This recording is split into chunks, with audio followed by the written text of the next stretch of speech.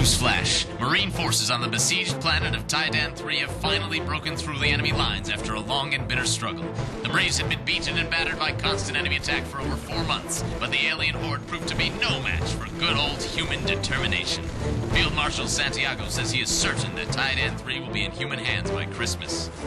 But Christmas will never come for the poor boys of New London, where over 100 men were slaughtered while defending a launch pad vital to the evacuation of civilian refugees. The cost was high, but sources say their sacrifice allowed the evacuation of almost 2,000 men, women, and children. Boys, your sacrifice will be remembered. Yes, their sacrifices, along with the millions of other sacrifices being made throughout the outer colonies every day. Ours is a fierce enemy, bent on destruction. But humanity has persevered this far, and we have no intention of stopping now. And wherever the fight takes us, wherever the challenge should arise, the United Nations Space Command will be there, fighting for everything that makes us human. The United Nations Space Command. Protecting Earth, protecting humanity, protecting you.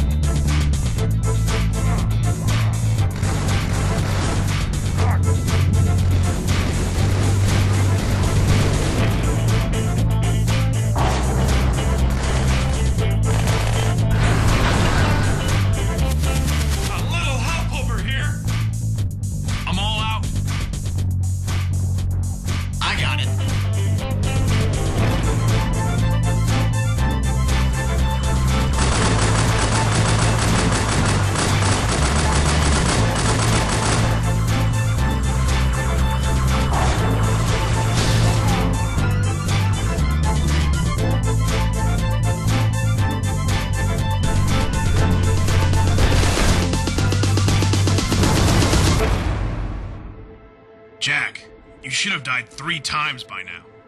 Simulation paused. And we should have had intel that a force this size was even in the area. Intel's not always perfect, Jack. You know as well as I do that when those are real elites shooting at you, you're not going to be running off alone into the middle of the enemy army. Do we know that? I don't know that. Well, we hope that. But regardless of your apparent disregard for your own life, I expect you to take a more cautious approach, both in these combat simulations and on the battlefield. Is that understood? Yes, sir. Good. Now, Mackenzie, why did you not cover your teammate when he found himself caught by enemy fire? Sir, Jack's maneuver seems specifically designed to draw the Covenant's attention.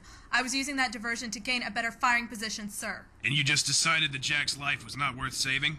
I decided that he could handle himself, sir. And that if he was determined to kill himself, then there was nothing I could do to change that, sir. Well, that's awfully sweet of you, honey. Oh, don't honey me, you arrogant son of a bitch. Arrogant? If you're not even going to try to complete the exercise, then you're endangering the whole team. And no amount of hot rodding can make up for the needless death of... At attention! Now!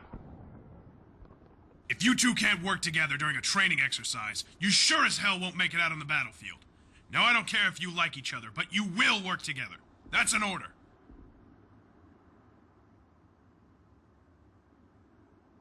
God damn it, you are the two best soldiers that Earth has to offer. Do you think you can put your personal rivalry on hold long enough to win this war? Yes, sir. I hope so. Now return to your starting positions. Computer, restart training simulation 14. Belay that order. Admiral on deck. At ease, Master Chief. I'm Admiral Peterson. I'm afraid there's been a change of plans. The United Nations Space Command has sent me here with new orders for you and your men. Now, I don't have to tell you that we're fighting a losing battle with the Covenant these days, but what you don't know is the specifics.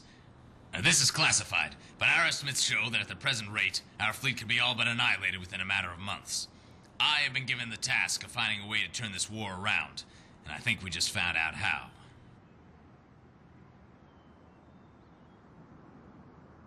Admiral Peterson. For the past 7 years, Covenant forces have been making steady progress in this sector, and we've barely been able to slow them down. They've glassed world after world, they left most of our fleets in tatters, and they haven't even paused to take a breath. But then, 2 weeks ago...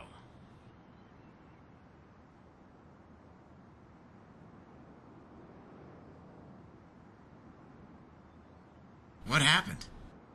We don't know. Simultaneously, all across this sector, every single Covenant ship disengaged from battle and headed at top speed for that star. Is there anything significant about it? Not that we can see.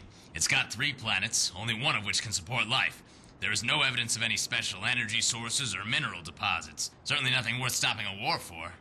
It's almost like they're regrouping after a defeat. And that's exactly what we think they're doing. We can't translate their transmissions perfectly, but from what we have gathered, a high-ranking member of the Covenant religious hierarchy is fleeing Covenant space, and he's headed in our direction. Is this the beginning of some new offensive? We don't think so. The orders were so urgent that they weren't even encrypted that heavily. It seems that catching this guy is more important to them than fighting the war. We think he might be trying to defect.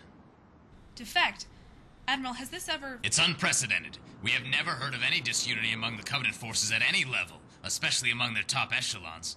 But the facts are that their entire armada has been recalled to this system, with orders to find a high-ranking clergy member and kill him on sight. Jesus. What are our orders, sir? You and your Spartans are going to head out to this system, where you'll rendezvous with the Livingston.